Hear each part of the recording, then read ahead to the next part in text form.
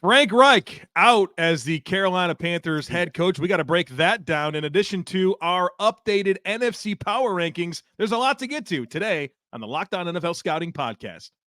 You are Locked On NFL Scouting with the Draft Dudes, your daily podcast for NFL and college football scouting. Part of the Locked On Podcast Network, your team every day. What's better than this? It's guys being dudes here on the Locked On NFL Scouting Podcast. We're the Draft Dudes. I'm Joe Marino from Locked On Bills. He's Kyle Krabs from Locked On Dolphins. Hello. And we are your NFL experts here with you daily to talk team building across the league on the Locked On NFL Scouting Podcast with the Draft Dudes, part of the Locked On Podcast Network, your team every day. Want to say thank you for making Locked On NFL Scouting your first listen every day, and a big shout out to our everydayers for being here. Once again, today's episode is brought to you by Game Time. Download the Game Time app, create an account, and use code LOCKEDONNFL for $20 off your first purchase. Last-minute tickets, lowest price guaranteed. Joe, happy Hard Knocks Day for anyone who celebrates. Hard Knocks tonight. Yeah, I don't celebrate.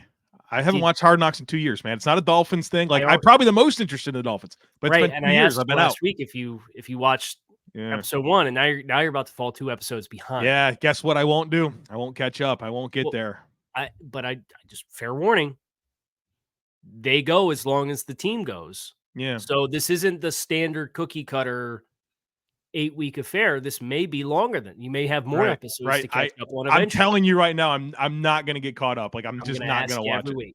Okay, well, you don't have to keep asking because you know the answer. I'm not going to watch it. Just like I'm going to keep wearing this coat. Right. It's well, I'm committed. But you don't have to because you already missed an episode with it. It was not an episode. Yeah, I don't know, man. You'd hate to have that asterisk. Segment. You'd hate not a show. You'd hate to have that asterisk on your record. Let's talk about another spotty record, which is the decision making of Dave Tepper as the owner of the Carolina Panthers, firing Frank Reich after 11 games. The Panthers sitting at 1-10. Carolina also flushing out quarterbacks coach Josh McCown, running backs coach Deuce McAllister, not Deuce McAllister, Deuce Staley. There's all these 2000s running backs named Deuce. Yeah, it was like a real thing. Yeah, pickle juice though. You got to remember Deuce Staley. Yeah. So some sweeping changes through the offensive staff. The play calling duties going back to Thomas Brown after they were Frank Reich and given to Thomas Brown, and then taken back from Thomas Brown to go back to Frank Reich. Now Thomas Brown is once again Jim Caldwell in a senior advisor role at this stage, I believe. Yep. There's a lot here beyond like the long-term outlook for Carolina. There's just a lot here for this decision and how they got here. So as the Queen City native, I yield the floor. Your thoughts? Well, I'd say there's a lot here, but there's also a little here at the same time, because this just goes back to Dave Tepper as the owner of this football team and his hasty decision-making that has manifested itself with the decisions with the Carolina Panthers and their head coach, the soccer team. They've had 2 head coaches in the last 18 months, including a coach that made the playoffs with an expansion team, right? Like very early in the tenure there. The business decision with the facility that was being built in South Carolina that he pulled the plug on, right? Yeah, dude, this is just who he is. And unfortunately, Dave Tepper's probably not going to become a different person, right? This is kind of his entire business career has been built on hasty decisions, gambles, rolls of the dice, and he doesn't like things not going his way. And I don't know that he can detach himself in the way necessary to allow football people to make football decisions. Things were not going well, right? They're 1-10. They're the worst team in the league. You have a lot of questions about everything that's went down personnel-wise.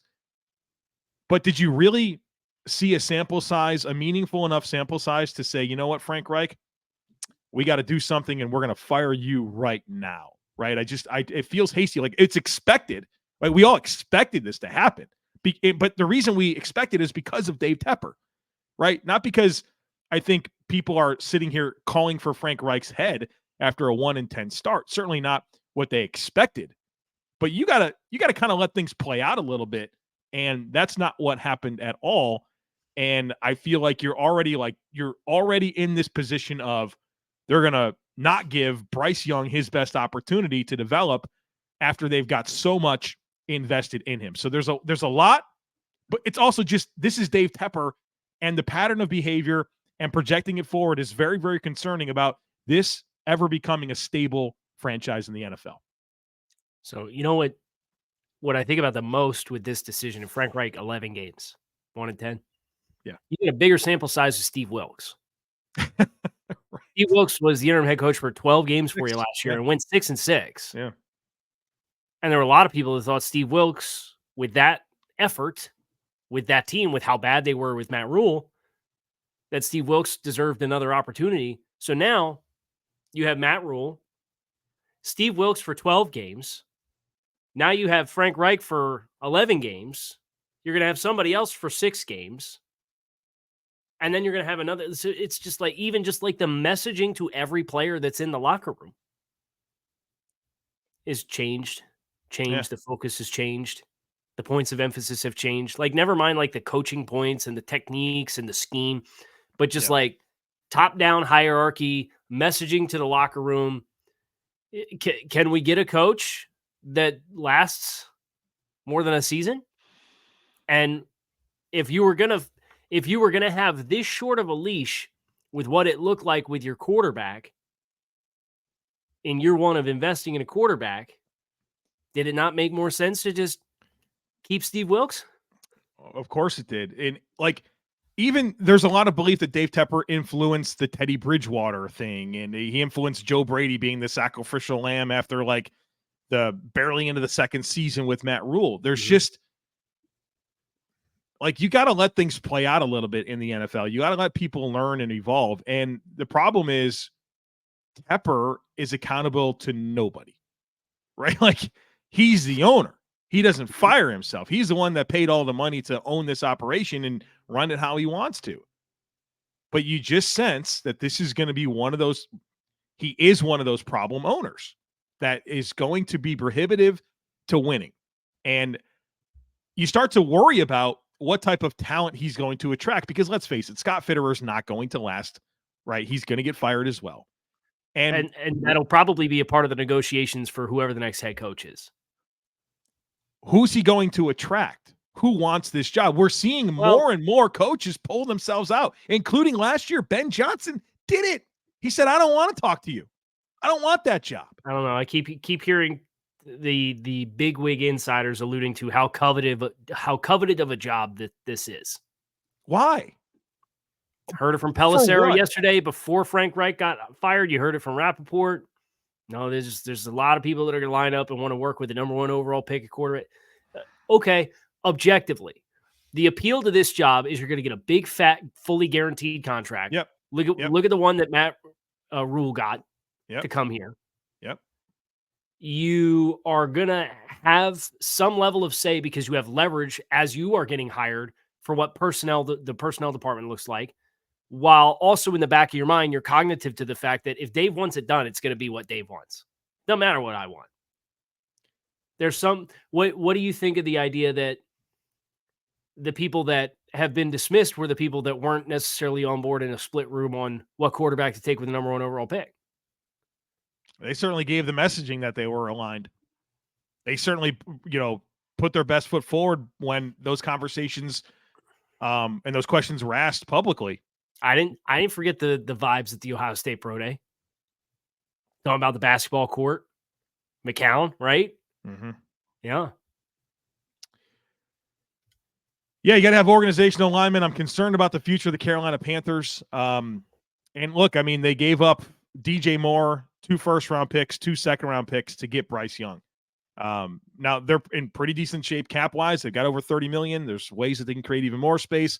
Their draft capital resets itself fairly well. They got quite a bit back in the McCaffrey deal, so they're basically just without a first this coming year, and they're right back to a regular slate of picks in 2025. So there's light at the end of the tunnel, but Tepper's got to get the right people around him and let them do their thing, or else this is going to be an endless cycle for years and years to come. Right. All right, NFC power rankings are coming up here. We got stock up, stock down. There's been a lot of changes, at least on my end here, that I can't wait to reveal to you here in just a moment. So stick with us.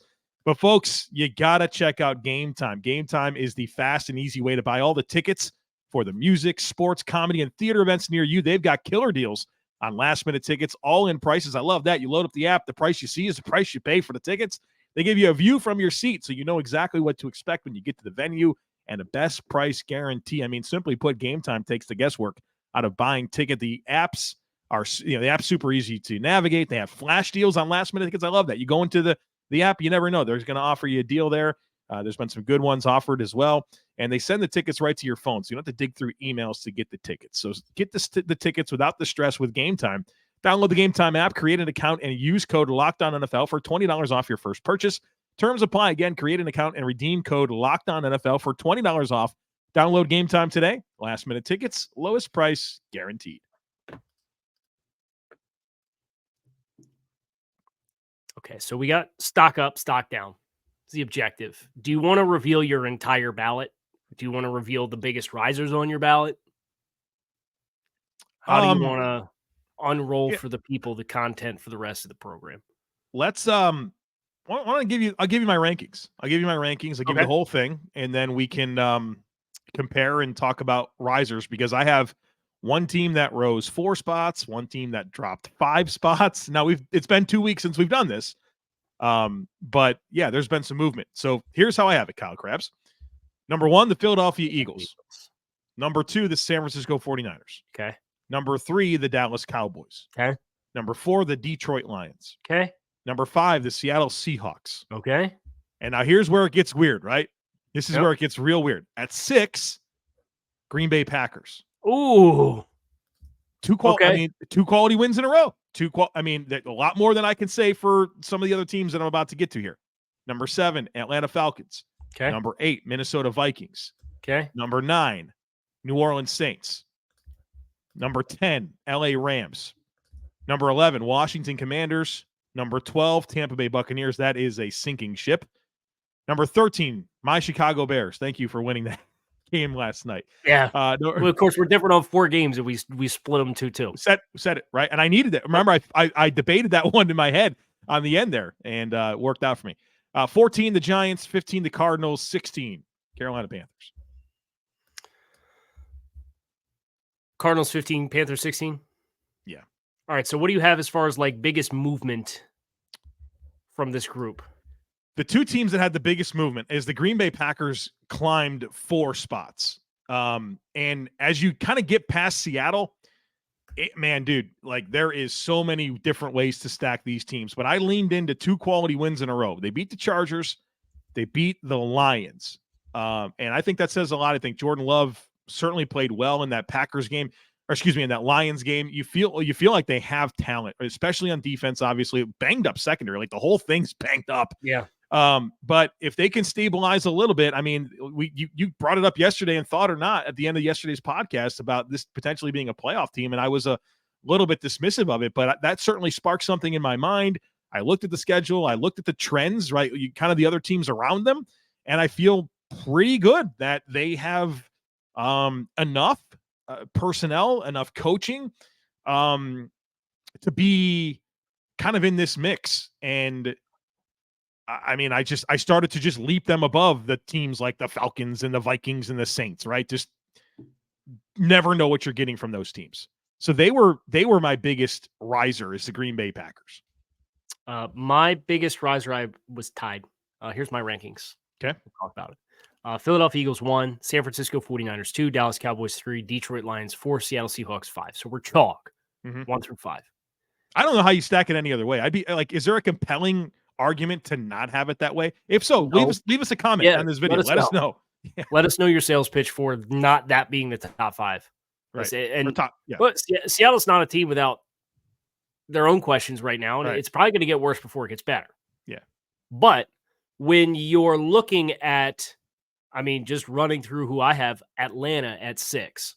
Okay, they're 5-6. I have New Orleans at 7. They're 5-6 and just lost to Atlanta. Then I have Green Bay at 8, who's 5-6, and then you have the Rams, who are 5-6. Minnesota, real bad loss last night. I think all of the concerns with the quarterback change and Josh Dobbs, kind of the newness there, they got overwhelmed by Chicago. We'll talk about them a little later in the show. But I have Minnesota at 10, Washington at 11, the Tampa Bay Buccaneers at 12, New York Giants at 13, Chicago Bears at 14, Arizona Cardinals at 15, Carolina Panthers at 16. So Green Bay was tied with Atlanta for my biggest riser. Which is funny. Atlanta was my second biggest riser. They climbed 3 spots. Okay. So Green Bay and Atlanta are the big winners in the last 2 weeks since we did this in week 11. You know, sometimes all you need to do in the NFC is win a game. Just win a game. A divisional game, no less, right? You can really climb here. Yeah. So talk about Atlanta. Yeah, so we've had the kind of the quarterback carousel with Heineke, and then we're back to Ritter, and Ritter continuing to just give you no warm and fuzzies about what his outlook looks like long term. I think they're a fascinating team for what they ultimately choose to do.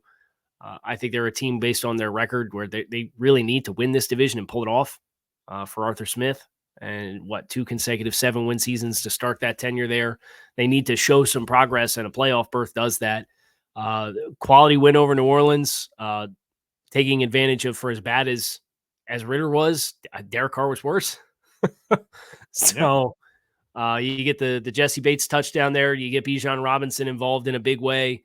It was kind of a nice showing from Atlanta from a defensive perspective / this is who we are as a football team. They pounded the rock, right? Didn't they run like 41 times or something like that in that game against New Orleans? Like that recipe, getting that against New Orleans of all teams is the divisional opponent that you have to clear.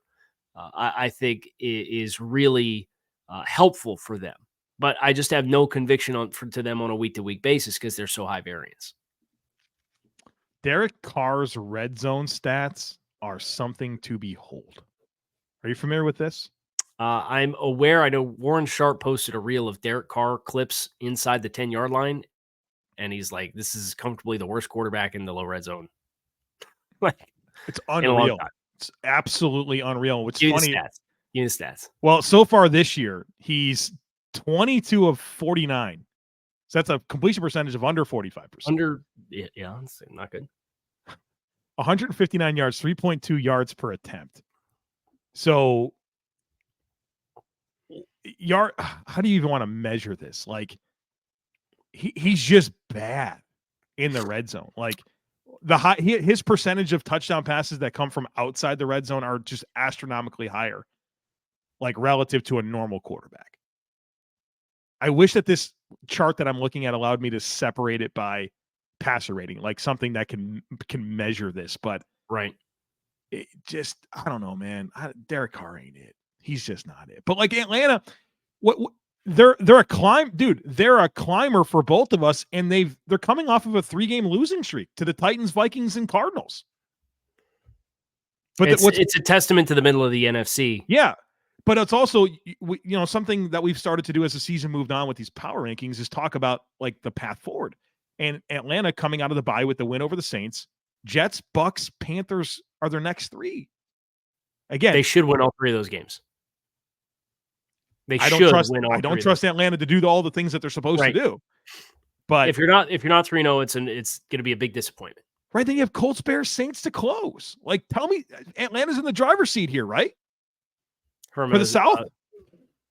So they get to host, and again, the reward is you get to host the Cowboys and lose in the first round of the playoffs, but you get there. I'm floating around producing this thing. Give me one moment.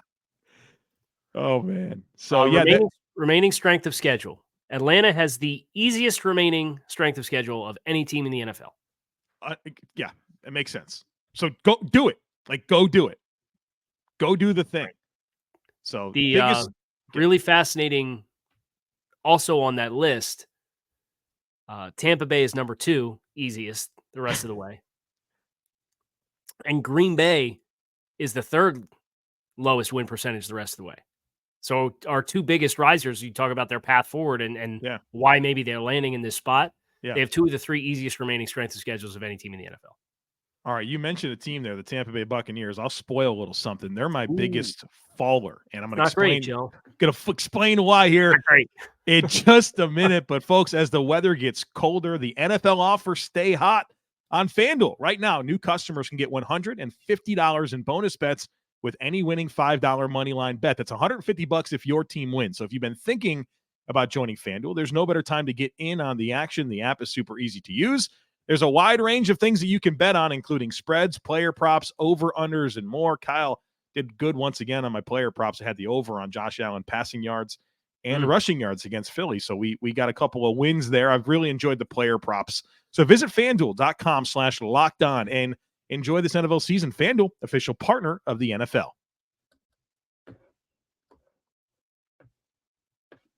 So your biggest faller was Tampa Bay. And they went from it's 5 spots, right? 7 to 12. Yeah, dude. Massive, massive faller. I think this is a sinking ship. I think this is absolutely a sinking ship. Because they're pirates. It's good. Thank you. Clever. Thank you. Clever. That's why I said it twice, just to make sure that it clicked for everybody. So yeah. Thank you. Yeah.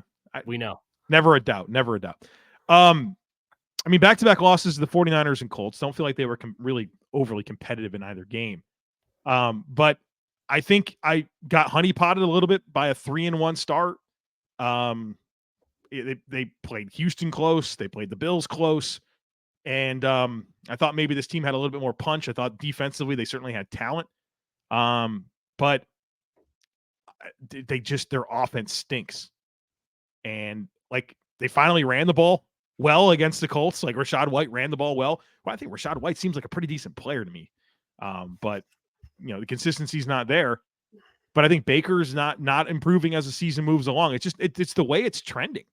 I don't have any confidence in this team. I think they're closer to a high draft pick than they are like being a serious threat in this division. I think the messaging is weird. I never have trusted this coaching staff. I'm not a fan, man. I don't like where we're headed here. So, a couple troublesome metrics for Tampa. 29th in the league in third down defense. It's not good. They are 27th in the league in red zone offense. Yeah. They got the friggin' 1 yard line against Colts, couldn't get it in. Right. Well, that goes back to the concerns we have with this young, inexperienced, relatively cheap offensive line. You mentioned them being able to run the ball. Was their season high in team yardage, rushing with 125 yards. That was the first time they rushed for more than 100 yards as a team since week 4 against New Orleans. And you look at the schedule. We talked about the strength of schedule. They're going to get one this week because they got Carolina at home. Okay, congrats. 1 game bump, Kyle. We're going to find out, baby. This is the ultimate scientific process here with Carolina. Yeah. Carolina beats Tampa. We're going to know. But then they're at Atlanta. Don't like it. You're at Green Bay. Don't like it.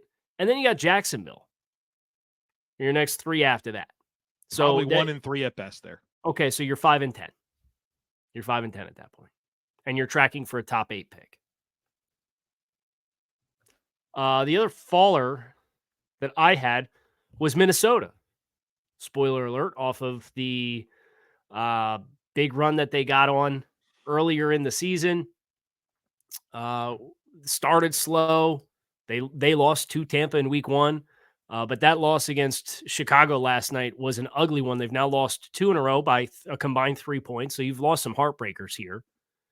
But the wiggle room's really not here when you finish Detroit twice in the last 3 games in Green Bay.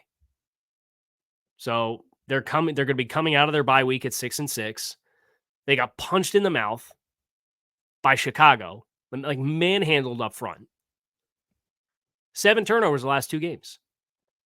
So that you want to look at why Minnesota, this Cinderella story, may be falling apart. You go from 6-4 to 6-6. You turn the ball over 7 times and lose those 2 games by 3 points. So is that your biggest faller in the conference? It's Tampa and then Minnesota. Okay, so very interesting. Yeah, we had the same faller. I didn't have another team besides Tampa fall more than 2 spots, but I did have 3 teams fall 2 spots. Minnesota being one of them, Detroit being one of them. I kind of championed them in the number 2 spot, but like the way that defense is playing, a home loss in a short week Thanksgiving to Green Bay, like, no, you're not going to be higher than the 49ers and Cowboys. So you earned that. And the other team that was a 2-spot faller for me is the Commanders.